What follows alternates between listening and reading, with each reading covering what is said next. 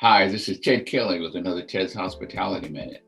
And today I want to touch on a recent article we talked about the 2020 investment highlights and trends, kind of a recap, but more or less from an investor hospitality industry kind of point of view.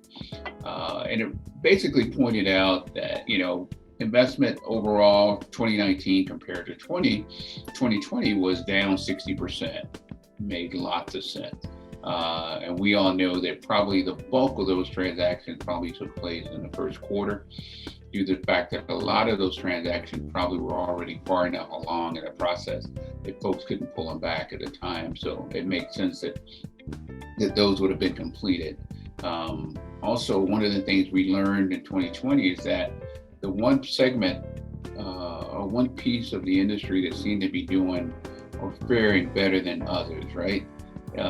Were the drive-through locations or the extended stay location, meaning that the resort areas that were in a 2-hour, 4-hour drive-through type component were able to still solidify some occupancy levels that were reasonable compared to some of your urban areas where, occupancy levels pretty much just plummeted and never returned.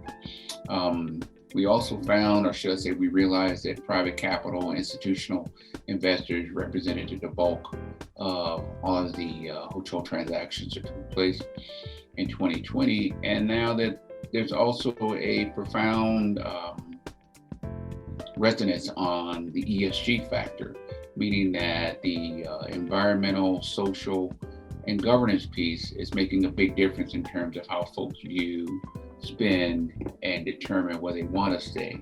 The diversity initiative is kicked in.